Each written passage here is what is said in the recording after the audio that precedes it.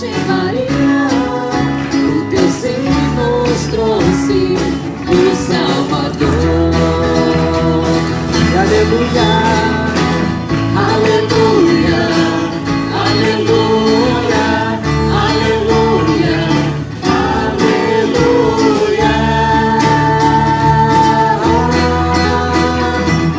aleluia, aleluia, aleluia, aleluia.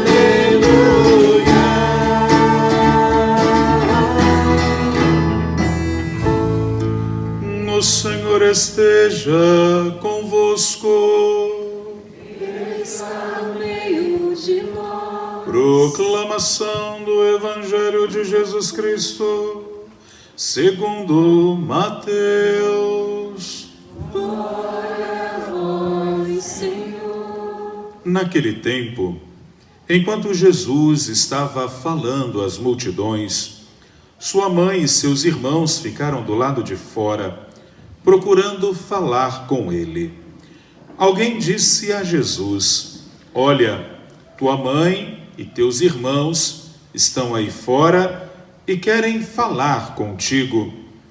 Jesus perguntou àquele que tinha falado: quem é minha mãe?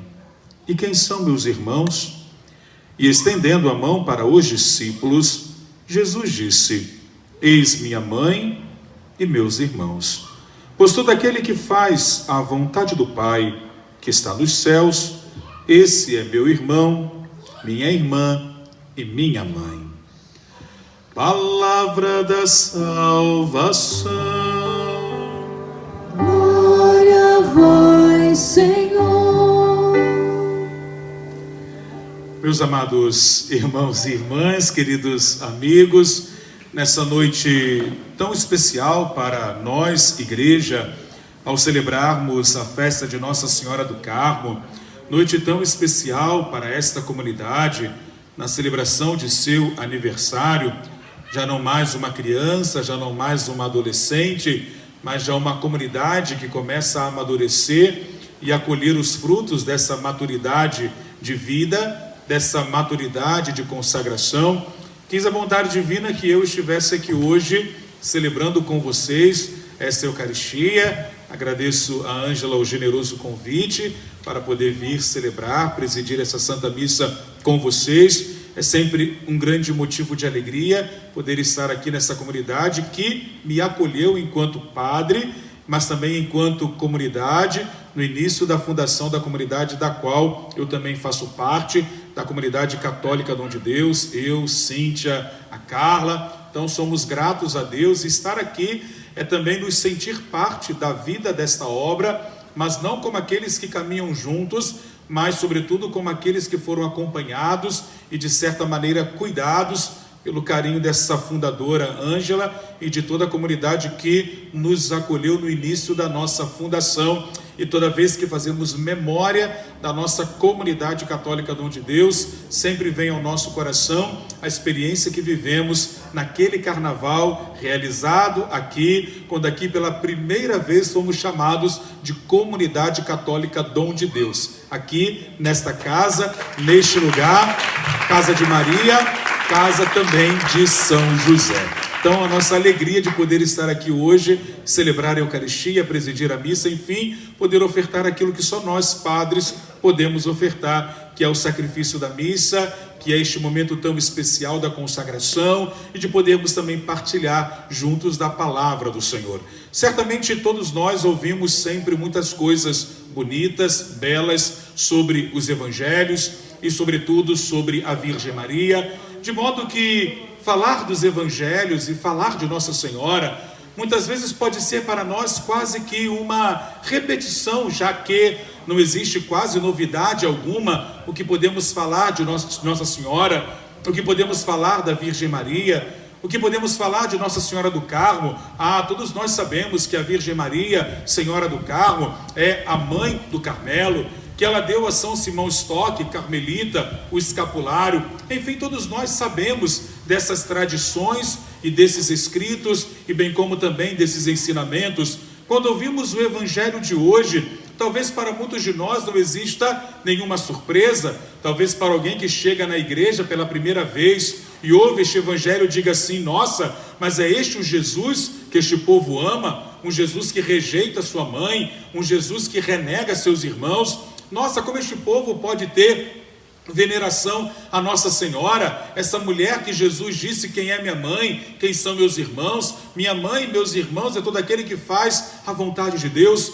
Talvez para um neófito, para alguém iniciado na comunidade, na igreja, leia este evangelho dessa maneira.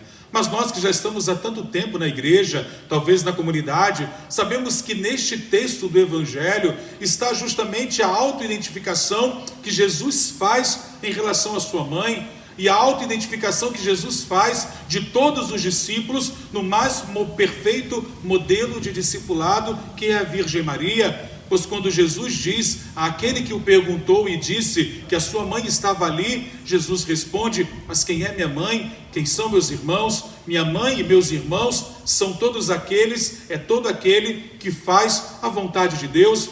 Neste momento preciso do Evangelho de São Mateus, Jesus nos permite tocar esta autoidentificação que o cristão tem com ele mesmo, de modo a nos entendermos nesta grande família que é a comunidade dos batizados, como todos aqueles que são chamados à perfeição. E por isso, quando Jesus, neste momento do Evangelho, exalta a sua mãe, ele faz justamente porque quer marcar e firmar para nós esta graça de perfeição. Ele a reconhece como uma mulher perfeita. Quem é minha mãe? Quem são meus irmãos? Todo aquele que faz a vontade do meu Pai que está nos céus, este é meu irmão, minha irmã e minha mãe. Isso aqui deveria nos levar a aplaudir de pé Jesus, porque de fato dizer isto significa colocar no colo de Maria, ou nos ombros de Maria, ou na mão de Maria, ou no coração de Maria, toda a responsabilidade da perfeição cristã. Porque de fato não existe criatura no mundo mais perfeita, não apenas em graça de humanidade, mas também em graça de perfeição de seguimento de Cristo, do que a Virgem Maria. Não é perfeita apenas porque foi privada da mancha do pecado original. Maria não é perfeita simplesmente porque nela não há pecado, não subsiste o pecado da humanidade. Não é perfeita simplesmente em matéria de humanidade, mas ela é também perfeita em matéria de fé. Uma coisa, entre aspas, não tem nada a ver com a outra. Uma coisa não se relaciona necessariamente com a outra. Você pode ser uma pessoa humanamente, entre aspas, perfeita, faz tudo bem, não faz o mal a ninguém, respeita o seu próximo, mas isso não significa que você seja uma pessoa de fé, e que nem você seja o modelo de perfeição cristã.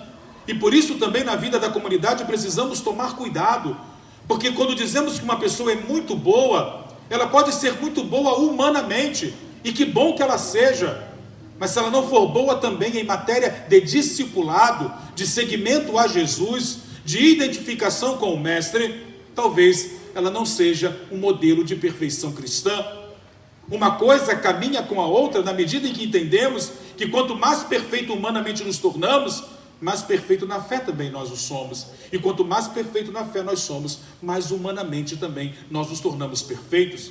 Existe uma correlação de proximidade que faz parte da vida de Maria, mas que se sobressai sobretudo porque ela é capaz de, na simplicidade dela, vivenciar em sua vida a perfeição humana e a perfeição cristã, mesmo sem ser cristã. Porque Maria não foi cristã. Ou melhor, se tornou cristã depois do mistério da paixão, morte e ressurreição do Senhor. Até antes, como todos os discípulos de Jesus, ela apenas era o discípulo daquele homem chamado Cristo, que era o Filho de Deus e Filho de Maria. Mas a partir do momento do mistério da paixão, morte e ressurreição, Maria também se torna cristã. Se torna alguém que aceita e acolhe a boa nova do Evangelho. E ao acolher a boa nova do Evangelho, ela é capaz de testificar com a sua vida de que de fato Jesus Cristo é o Salvador da humanidade. Então, na experiência bíblica do Evangelho de hoje, nós vamos, queridos irmãos e irmãs, encontrar justamente esta beleza que nos faz crer que de fato quando voltamos os nossos olhos para Nossa Senhora, nós voltamos para aquela que Jesus reconhece como também, na ordem da graça, irmã do Senhor, e que pode exercer sobre Deus uma maternidade. Quem é minha mãe? Quem são meus irmãos? Pararam para pensar que naquele momento existe uma relação de cuidado que também Deus confia aos cristãos? E isso nós poderíamos colocar para a própria graça de um carisma que Deus nos concede, porque em todo carisma existe também uma dimensão de cuidado, de um cuidado de Deus conosco, mas também do cuidado que o carisma exerce sobre o outro. E se Jesus coloca Maria no modelo de irmandade e de maternidade, é porque também um carisma, ele exerce ao mesmo tempo uma relação de irmãos, mas também uma relação de maternidade, isto é, de gerar. E por isso o carisma nunca pode ser estéril. Nunca pode ser estéril. Por quê? Porque não é próprio da mulher. E aqui não entenda simplesmente um conceito humano de dizer, mas há mulheres que são férteis e mulheres que são inférteis. Não, mas na ordem da graça. Esta mulher, ela é sempre fértil. Sempre fértil. De um jeito ou de outro. E um carisma também, de um jeito ou de outro, ele nunca é estéril. E se é estéril, é porque subsiste na vida daquele que se consagra uma raiz de pecado, que não é vencida pela graça, mas ao contrário, permanece apesar da graça. E por isso, nessa relação que Jesus coloca no Evangelho, é importante sempre na ação de graças na vida de uma comunidade, pensar o quão frutuoso é a graça desse carisma. Porque ele não pode ser estéril. Porque se é estéril, não é modelo cristão. Porque o cristão nunca é estéril. Basta quando recordamos as leituras dos mártires dos primeiros séculos. O que o sangue dos mártires significavam? Sementes, como diz a tradição, de novos cristãos. O que foi o sangue de Cristo derramado na cruz, senão esperança para que novos pudessem, ao beber deste sangue, ter uma nova vida ou uma vida nova? Então o carisma, ele também precisa exercer essas duas mãos. É a mão que acolhe como irmão, mas também é a mão que acolhe como mãe. É a mão que acolhe na mesma relação de proximidade, porque Ângela, nessa comunidade, ela não é apenas a fundadora, mas na graça de Deus, ela é irmã também de todos vocês. Mas também na ordem do carisma e da graça, ela é mãe de todos vocês. Porque o carisma foi gerado nela. E ao ser gerado nela, faz com que ela seja mãe de todos aqueles que nascem na vida da comunidade. Então não pode haver apenas uma relação de irmandade entre nós. Sim, de irmãos, porque disse Jesus, quem é minha mãe? Quem são meus irmãos? É todo aquele que faz a vontade de Deus. E Jesus não se privou naquela hora de chamar de irmãos todos nós, mas também não nos privou de ser chamados de mães quando cuidamos dele, ou quando cuidamos da graça dele, ou quando cuidamos da graça do carisma na comunidade, ou quando você cuida da sua família, ou quando você cuida da sua vida religiosa, ou quando você cuida da dimensão da sua profissão, que não é apenas remuneração financeira, mas é também serviço para o outro. Ali se exerce também uma dimensão de maternidade. Então, quando celebramos a Virgem do Carmo, e como todos os outros títulos para Nossa Senhora, nós precisamos ter, queridos irmãos e irmãs, a graça de ver Maria também como nossa irmã na fé. Isso faz com que nós sejamos mais ainda próximos dela. Mas também não podemos nos esquecer que ela também é mãe. Então ela exerce essa dupla função de perfeição. É claro que se sentir irmão muitas vezes é melhor do que se sentir mãe, do que se sentir pai. Porque pesa sobre o ombro da mãe e do pai uma responsabilidade muito maior do que a responsabilidade de irmãos. Como pesa também nos filhos uma responsabilidade muito maior pelos pais do que pelos irmãos. Quantos aqui têm irmãos? Quantos têm irmãos? Eu pergunto, vocês se preocupam com eles? Sim. Mas se você fosse medir a sua preocupação entre a preocupação que você tem com seus irmãos e a preocupação que você tem com os seus pais, qual é a preocupação maior? Com os seus pais. Não significa que a sua preocupação com os irmãos seja menor e por isso indiferente, mas nesta ordem, os seus pais, ela é muito maior. E assim como a preocupação da mãe é muito maior com os filhos do que com os seus irmãos. Quem aqui é mãe e pai? Levanta a mão. Ângela também. Mãe no carisma. Mãe na graça. Hã? Você se preocupa mais com seus filhos ou com seus irmãos? Com seus filhos. Então a perfeição cristã, ela nos leva a estar de todos os lados e de todas as maneiras à semelhança de Cristo. E a semelhança dessa perfeição que me coloca na relação com o outro, sim, como irmãos, mas também na relação da graça, como aqueles que são chamados a gerar. E por isso, cada consagrado na vida da comunidade exerce uma paternidade, uma maternidade sobre os outros que vão vindo depois deles. Daqueles que estão no vocacional da comunidade, daqueles que estão nas etapas formativas. O consagrado, ele também exerce, de certo modo, uma maternidade e paternidade. Por quê? Porque ele se torna também ali portador do carisma. Faço uma analogia com Maria. Maria não é deusa, mas ela porta o próprio Deus. Então, ao portar o próprio Deus, ela assume uma condição que a eleva sobre todas as outras realidades humanas.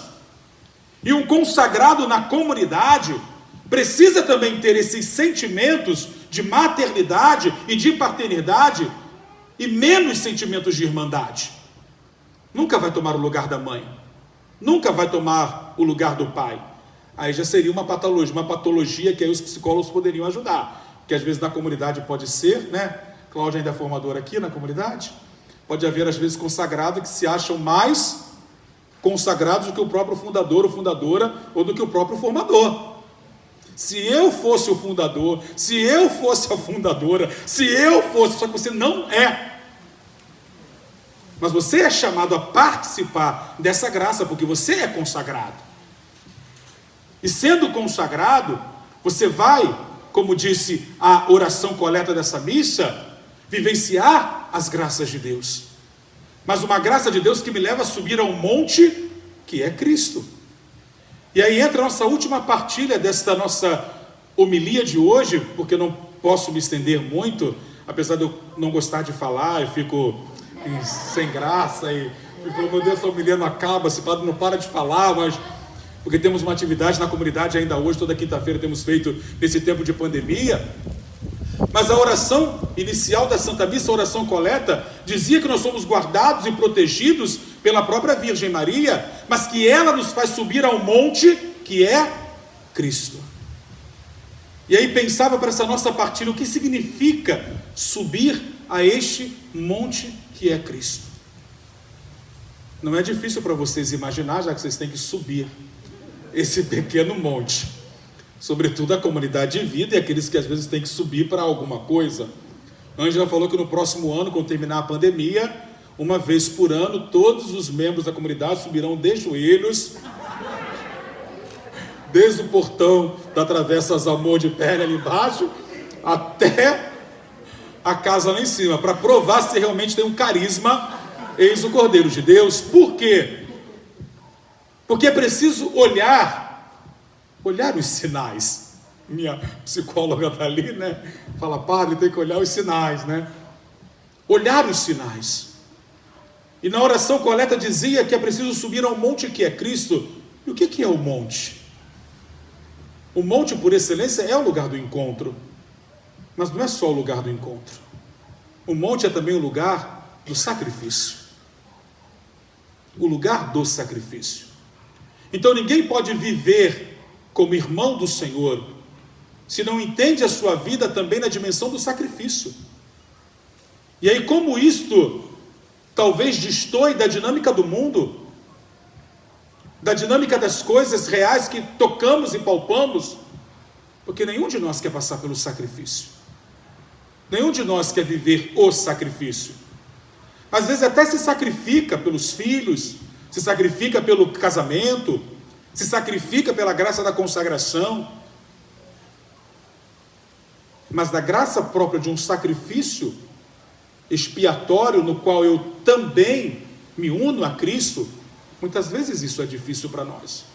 Mas o monte é o lugar do sacrifício. Foi para onde Abraão levou seu filho Isaque. Foi aonde Jesus foi crucificado, no monte. Então o monte é o lugar do sacrifício. Então não existe perfeição cristã sem sacrifício. Mas também o monte é o lugar da solidão. E por isso os carmelitas e São Simão Stock, bem como também na tradição bíblica, sobem ao monte para estar a sós com o Senhor. Então subir ao monte também é experimentar na vida a solidão. E aí você pode perpassar toda a história do Carmelo, e que o fio condutor justamente da vida carmelita é a solidão. Mas não uma solidão desacompanhada de Deus, nem desacompanhada da vida fraterna, que era muito caro e é muito caro a vida carmelita e a toda a vida religiosa. Seja de vida ativa, seja de vida contemplativa, existe solidão, mas sempre acompanhada de Deus e dos irmãos fraternos. Mas será que nós gostamos da solidão? Queremos a solidão? Então, se você não quer a solidão, então você não é capaz de experimentar a perfeição cristã. Porque a perfeição passa, depois do sacrifício, pela solidão. Mas, padre, subir ao monte que é Cristo é só coisa difícil? Não, não é só coisa difícil, porque também o monte é o lugar da glória, é o lugar da glorificação, aonde Deus se manifesta, aonde o Pai se manifesta a Jesus e aos discípulos, no monte. Onde Deus opera? No monte. Por excelência, o monte é o lugar da glória, mas de uma glória que é experimentada num caminho de sacrifício e de solidão. De sacrifício e solidão. Então, se fazemos essa experiência, nós somos capazes de alcançarmos a perfeição. Maria é modelo de mulher do sacrifício.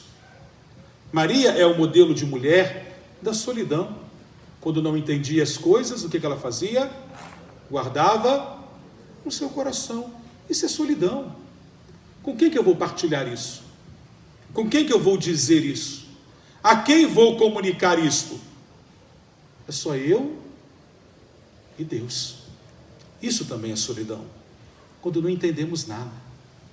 Quando não compreendemos nada. Isto é solidão. Às vezes, bate o desespero em nós.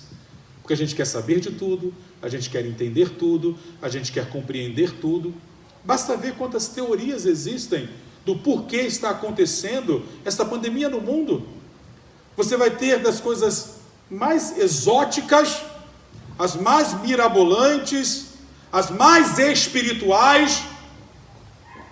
Importa tanto o porquê isso está acontecendo?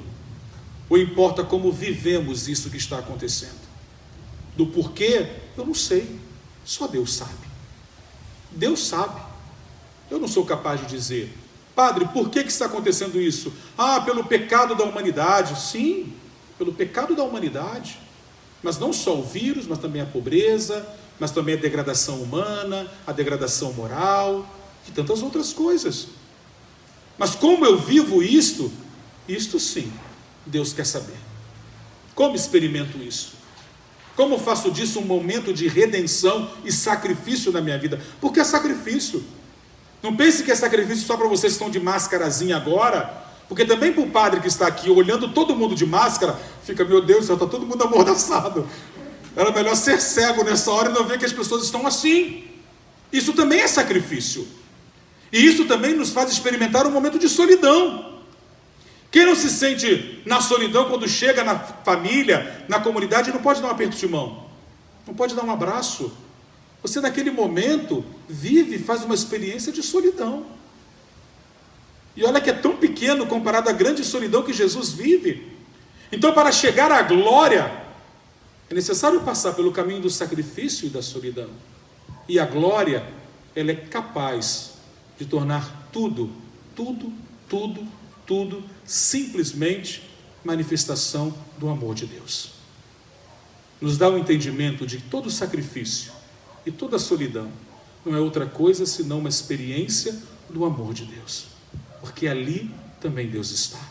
Então, certamente nesse tempo de comunidade, né, Ângela, não faltaram sacrifícios, não faltaram solidão. O bom é saber que com o tempo eles só pioram, os sacrifícios e a solidão. Olhemos a vida dos santos, olhemos a história da igreja.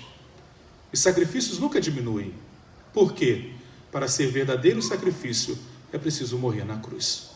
Para haver perfeita solidão é preciso dizer como Jesus disse na cruz: meu Deus, por que me abandonastes? Então, você já sofreu? Relaxe.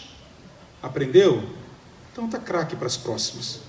Solidão só piora com o tempo, porque a gente envelhece, a gente fica pior do que era, às vezes, nosso temperamento, nosso jeito de ser. Hoje as pessoas até nos carregam para lá e para cá, mas quando estiver em cima de uma cama, aí sim, vai experimentar a solidão, não dos outros, mas de si mesmo. De si mesmo. Porque certamente não faltará você daqui a 40 anos, não é profecia não, tá? Mas a média, né? Daqui a uns 40 anos, quando você tiver acamada, não, daqui a 40 anos. Está com 40 agora, com umas 40, 80. Então, quando tiver com 40 anos, certamente terão muitos que vão querer ter a fundadora em sua casa. Mas, mais do que querer ter a fundadora, ter uma irmã de comunidade, é a solidão que experimentamos conosco mesmo.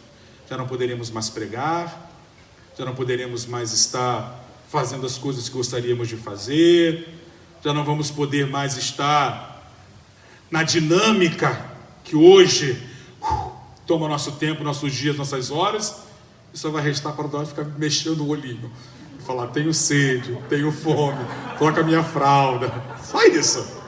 E se estiver falando, né? Que bom, né? Que bom. Daqui a 40 anos, ok? Antes não está permitido, tá bom? Mas também, todo sacrifício, toda solidão, vem sempre acompanhado de glória. Ter este lugar é manifestação da glória de Deus. Não é apenas uma conquista de um carisma, é manifestação da glória de Deus. E se a manifestação da glória de Deus vale a pena o sacrifício? Vale a pena a solidão? Vale. Porque é para isso que nós vivemos. Por mais que não entendamos, por mais que não compreendamos, e às vezes é bonito que alguém fala assim: nossa, padre, o senhor falou de coisas que eu também não falo, mas muitas vezes, meu Deus, o que eu estou falando? No sentido do que é viver e experimentar isso. Mas isso nos ajuda a compreender que todo sacrifício e toda solidão tem um motivo: a glória de Deus. Para que Deus seja glorificado, para que muitos sejam atraídos ao mistério do Cordeiro de Deus, como está lá nos seus estatutos, na sua missão: atrair as pessoas, levá-las ao trono e ao lugar do Cordeiro. Isto é a glória. Tem sacrifício? Tem, como em tudo, para os pais, casamento, sacerdócio, vida religiosa. Sacrifício, solidão, mas Deus é tão generoso que nos permite vivenciar também a sua glória. Que tenham muitos anos de glória esta comunidade, que os sacrifícios e a solidão para vocês não sejam nada a não ser a permissão de Deus para crescerem e serem perfeitos, como no Evangelho. Quem é minha mãe? Quem são meus irmãos? É todo aquele que faz a vontade de Deus. Louvado seja nosso Senhor Jesus Cristo.